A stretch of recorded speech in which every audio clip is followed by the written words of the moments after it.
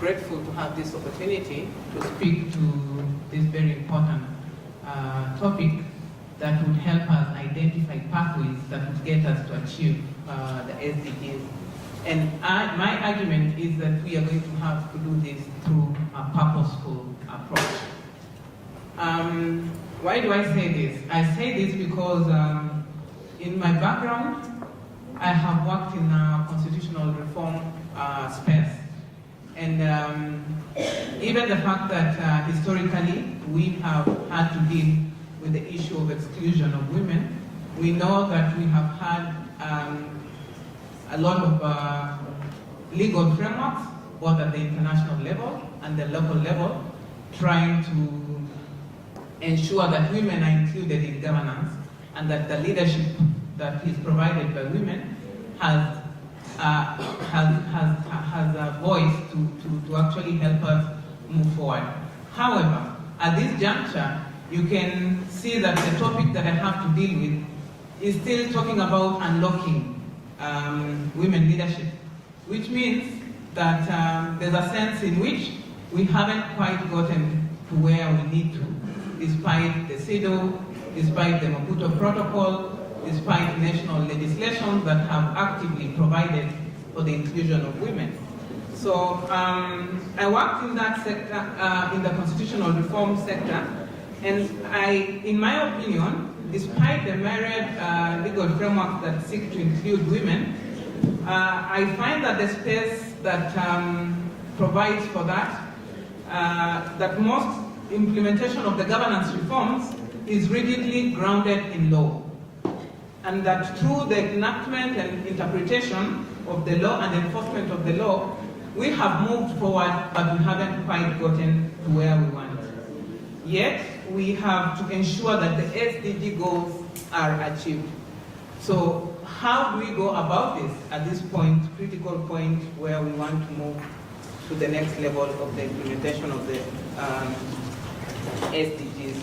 In my view, therefore, the implementation could be misaligned if the values, norms, and mindsets or cultures which speak to a purposive approach in which governance reforms ought to be actualized is not really given the space that it's supposed to. In my view, I contend that unlocking women leadership is not just about inclusion, but rather it pertains to transforming systems to foster the justice, peace, and prosperity for all through a purposeful, ethically grounded, and skill-driven leadership, which women are known to have. However, with a patriotic undertone in the implementation space, there is a system and culture that has formed in which many things that are in the public interest are extracted from women for the common good, yet women are expected to only contribute without recognition and contribute in a free way, which requires pain and a lot of sacrifice from them, yet having made society survive through and thrive, they are not recognized and given the due space to actively engage. But all these contributions that come from women are only expected to serve as secondary to what is done. And most of the time in all the political space, you'll realize that there are always a stronger push towards what is said on the table than what is said outside the table. And yet we know that on the table, the numbers of women who are allowed to sit and speak on the table is a challenge not only in Africa, but globally. So the critical point that we are at now, we need to ask ourselves, what do we need to do? What do we need to change so that we can move and actually achieve all the set goals that are supposed to implement sustainable development. So the critical need to sustain development is that we have to secure the future, and we require a different approach of governance.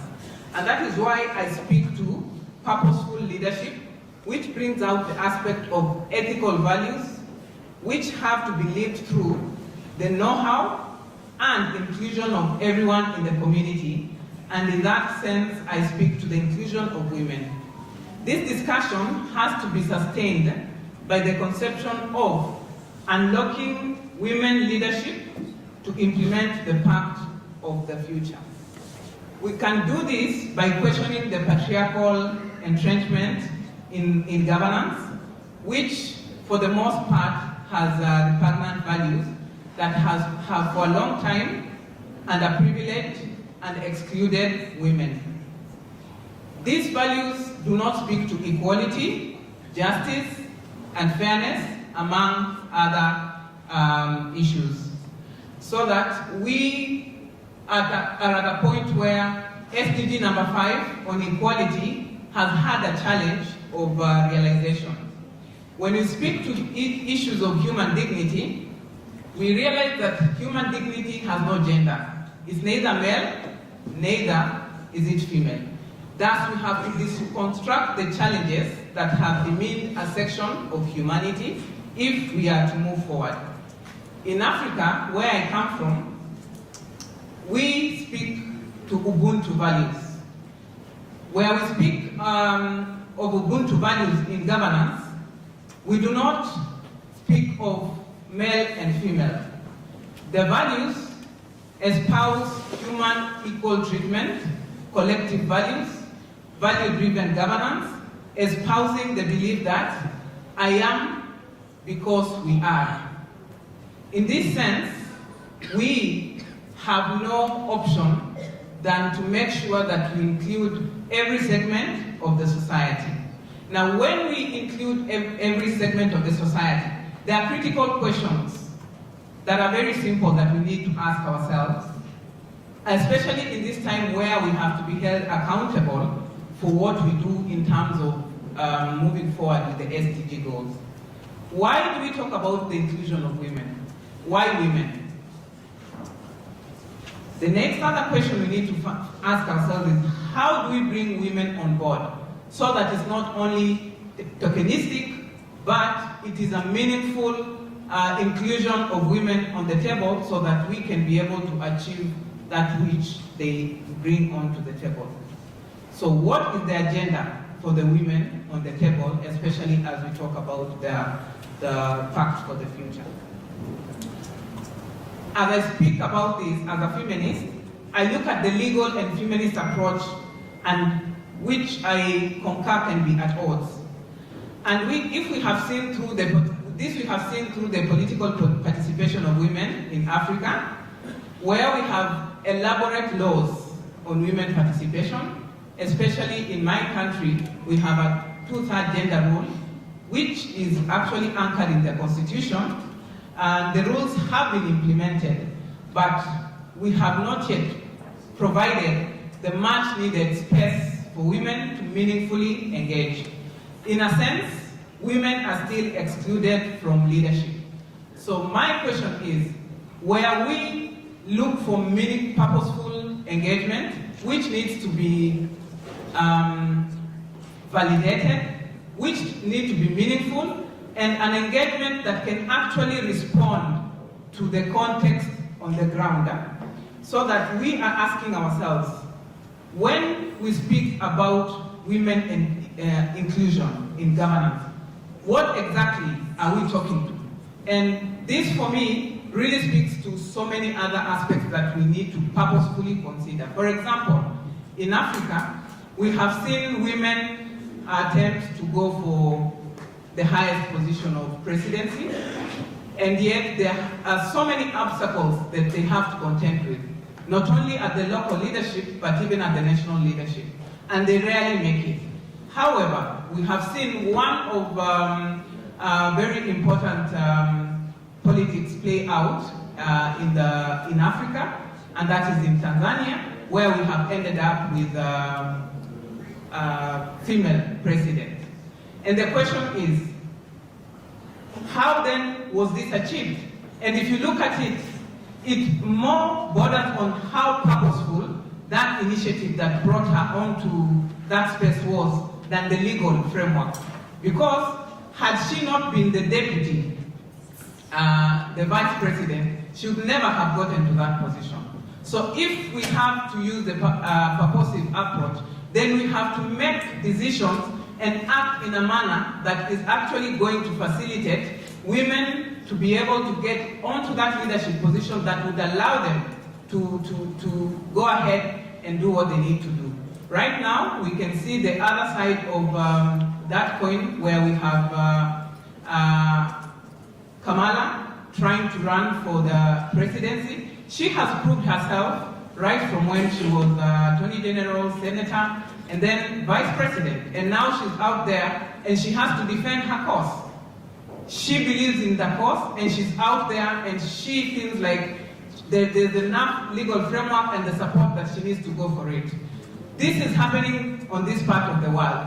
How can we make sure that the same is the case even in Africa, so that we are not having different approaches to securing women leadership, not only in advanced countries, but also in developing nations. And that is why I insist that in developing nations, we have to be very, very purposeful in how we go about leadership, unlocking women leadership. Therefore, I also urge and argue that feminist judgment and approaches can be redemptive alternatives to the existing contradictions that block women leadership and present an obstacle in implementing women leadership, which then would challenge the path of the future. We need to empower women, and we've spoken about women empowerment. But then again, the next other question that we need to purposefully ask is, when we talk about women empowerment, what exactly are we talking? What is this concept of women empowerment? Whose power are we donating to the women? What and where do we put the women when we talk about empowering the women? Is it that they come onto the space without anything and therefore they have to have power donated to them? We need to deconstruct all these concepts that are tied to women leadership, so that we know exactly if the concepts are really meaningful and purposeful in trying to present women in a manner that would allow for their leadership, or would continue to put them down so that they actually look as if we are doing them favors, or we are just providing them a space as a token to be on the table. I also look at the issue of gender responsiveness, and I look at the extent to which the norms and procedures address and accommodate the unique needs, vulnerabilities, and capabilities of women. I look at how this goes ahead to provide for collaboration, integration of women perspectives in policy-making formulation, and to ensure equality outcomes in favor of women as we move on to the implementing the Pact of the future.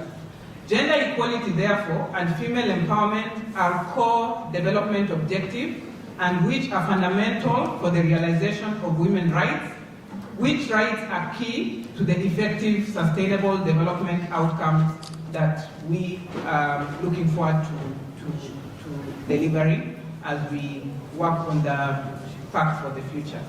Ladies and gentlemen, I speak from a point of information that women are capable, women are nurturers, and therefore, if given a chance, women can move the governance of many other aspects that we are struggling with at this point in time to a different level. So we are very, we are talking at the right time and at the critical moment where there's need to make sure that within the time we have to implement the SDG, we are able to move along, and not only move along in a way that does not allow a segment of the society to effectively and meaningfully contribute their strength and their power and their leadership, but in a manner that really provides an opportunity for each and everyone to participate in a meaningful way. Thank you very much.